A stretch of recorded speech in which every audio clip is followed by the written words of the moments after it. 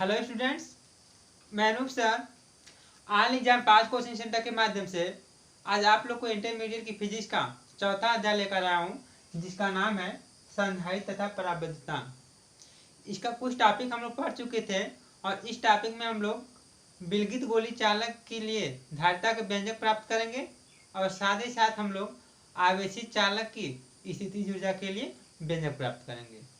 तो सबसे पहले आज का टॉपिक है हम लोग का विलगित गोली चालक की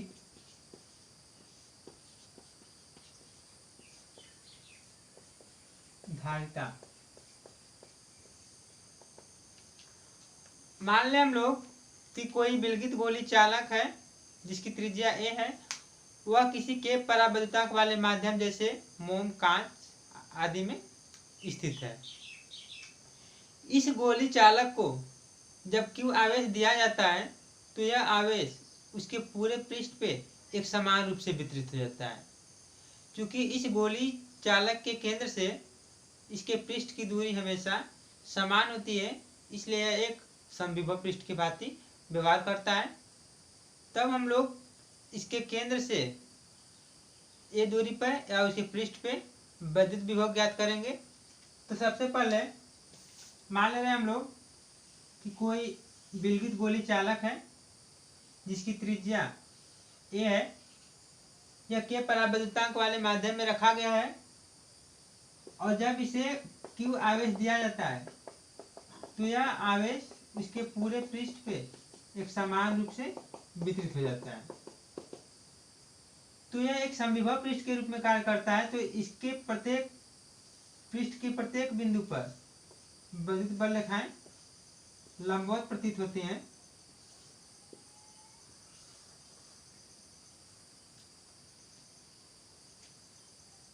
अतः इस गोली चालक के पृष्ठ पर वैद्युत विभव ज्ञात करेंगे हम लोग। माना एक गोली चालक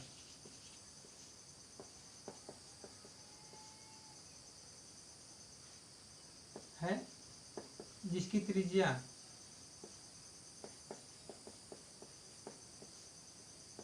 स्मॉल है, यह के पराबैद्युतांक वाले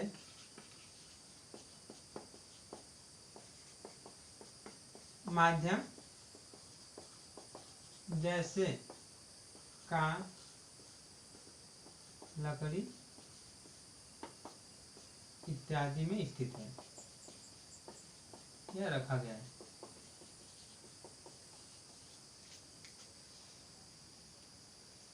अब इसके पृष्ठ पर अतः इस गोली चालक के पृष्ठ पर किसी भी बिंदु पर विभव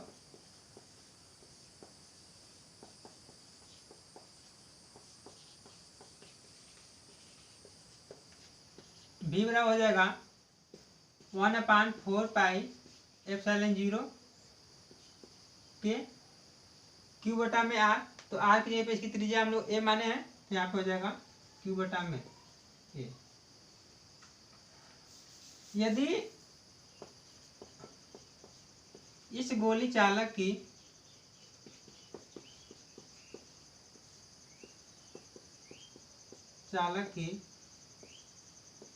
धारिता C हो तो चूंकि हम लोग निकाल चुके हैं C बराबर होता है Q बटा में V, तो C बराबर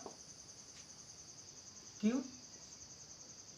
और V का मान ये आया हम लोग का इंटू 4 पाई 1/4 पाई एप्सिलॉन 0 के Q बाई a। तब आ जाएगा Q से Q कट जाएगा, यहाँ पे ये ऊपर होगा तो C बराबर होगा 4 पाई एप्सिलॉन 0 a इंटू के। सी बराबर 4πε0 A इंटू के।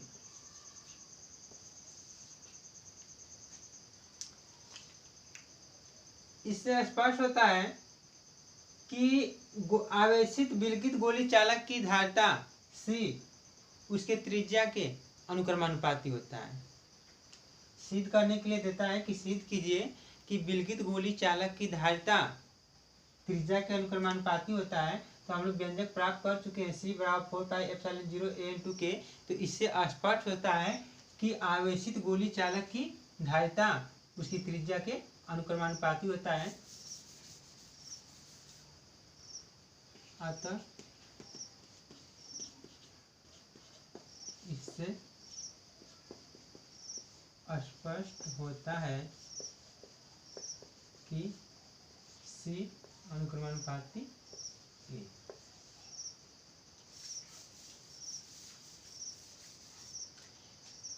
चूंकि हमें पता है वायु निर्वात के लिए K का मान 1 होता है और उस स्थिति में यदि उसकी धारिता C0 हो तब चूंकि वायु या निर्वात के लिए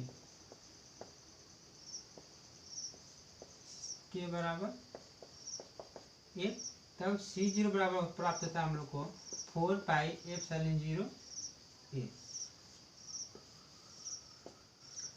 अब यहां से हम लोग K का मान ज्ञात कर सकते हैं। अगर इसको हम समीकरण 1 मान लें, इसको समीकरण 2 मान लें, तो लिखेंगे समीकरण 2 में 1 से भाग देने पर, तो भाग हमेशा दाएं पक्ष का दाएं पक्ष में दिया जाता है और बायां पक्ष का बायां पक्ष में दिया जाता है। तो हो जाएगा C/C0 बराबर 4πε0 A इंटू के बटा में 4πε0 A। तो ये 4πε0 सब खत्म हो जाएगा, तो आएगा C बटा में C0 बराबर के।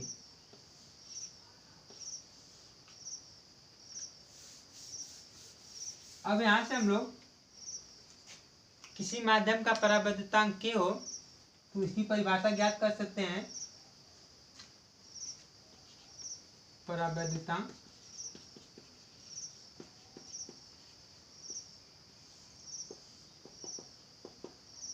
K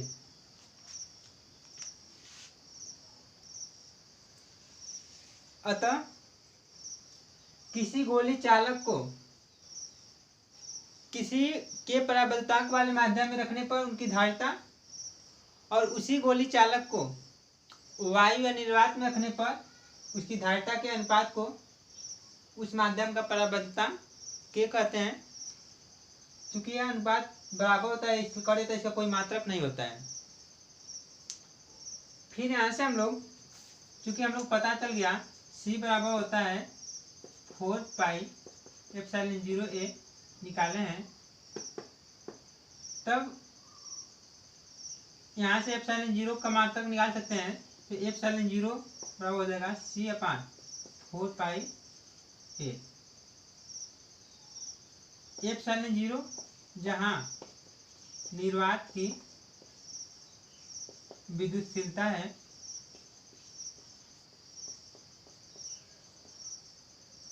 मात्रक निकालेंगे यहाँ पे तो C धारिता है तो इसका मात्रक निकाल चुके हैं, होता है फैराड, और A त्रिज्या है, A गोली चालक की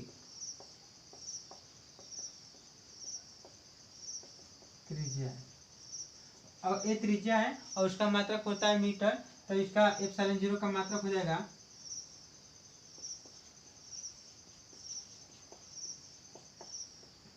फैराड प्रति मीटर। इस प्रकार हम लोग ε0 का मात्रक निकाले हैं, जो है हम लोग का फैराड प्रति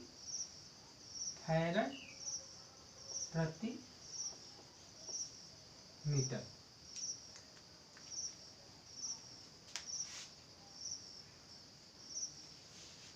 इससे पहले हम लोग एप्सिलॉन जीरो का मात्रक निकाले थे। एप्सिलॉन जीरो का मात्रक जो निकाले थे हम लोग आया था कूलाम स्क्वायर प्रति न्यूटन मीटर स्क्वायर। और इस प्रकार इसमें हम लोग इसी एप्सिलॉन जीरो का मात्रक निकाले हैं जो आया है फैराड प्रति मीटर। अगला टॉपिक है हम लोग का आवेशित चालक की स्थितिज ऊर्जा।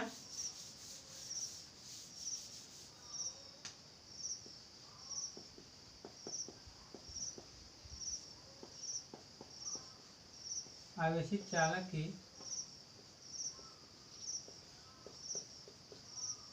स्थितिज ऊर्जा।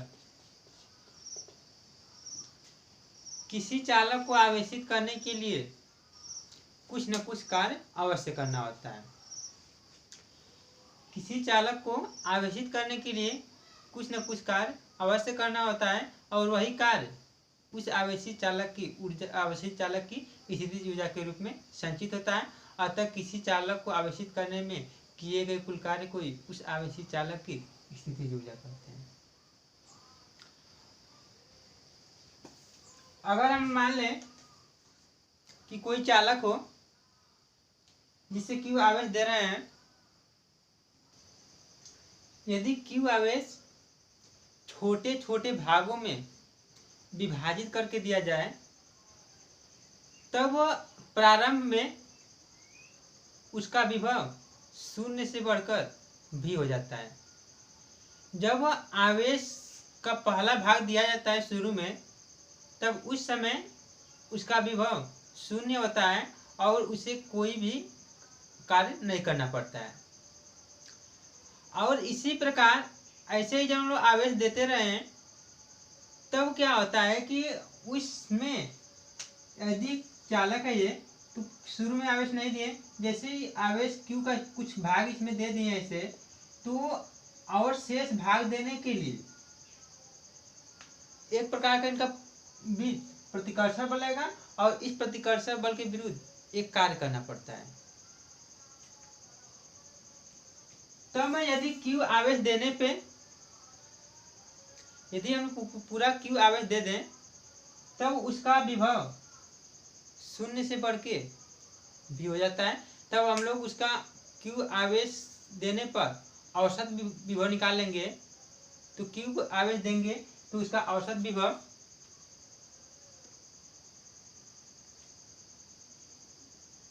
अतः लिख देंगे यहाँ पे कि चालक को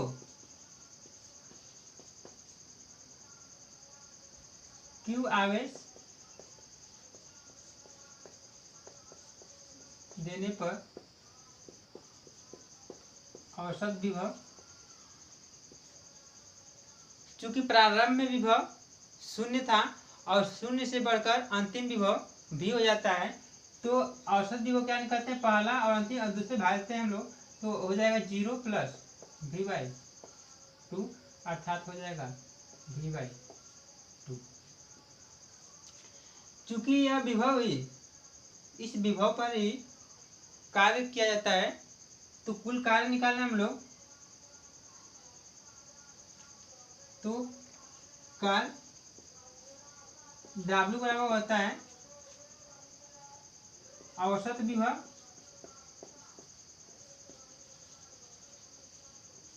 गुणे आवेश, क्योंकि W बराबर होता है VQ, V होता है औसत विभव, Q होता है आवेश। तो औसत विभव का मान हम लोग प्राप्त कर चुके हैं, आया है V/2 और गुणे आवेश है Q, तो W बराबर हो जाएगा VQ/2। अब चूंकि हम लोग को पता है कि Q बराबर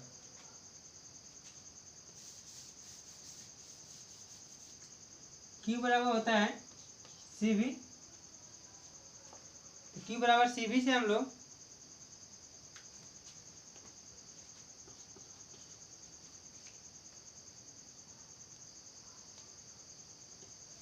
एक बार Q की जगह पे CV रख देंगे। क्योंकि हम लोग W के जो मान निकाले हैं चूंकि यही कार्य आवेशित चालक की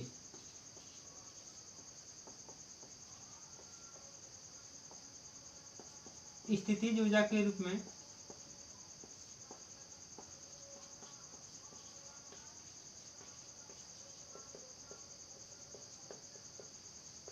संचित होता है, तो उसे हम लोग U से दिखाते हैं। तो U बराबर हो जाएगा 1/2 VQ। और ऊर्जा का मात्रक, कोई भी ऊर्जा रहता है, ऊर्जा का मात्रक होता है जूल। अब यहाँ से हम लोग चूंकि Q बराबर निकाल चुके हैं CV, तो Q का मान रखेंगे यहाँ पे, तो U बराबर हो जाएगा 1/2 V इंटू Q की जगह पे CV, तो हो जाएगा U बराबर 1/2 CV स्क्वायर। और ये भी ऊर्जा ही है, यह कार्य है, इसका मतलब होता है जूल। एक बार हम लोग V की जगह पे क्योंकि Q बराबर CV से लिखा है यहाँ पे, तो Q बराबर CV से V बराबर हो जाएगा Q/C।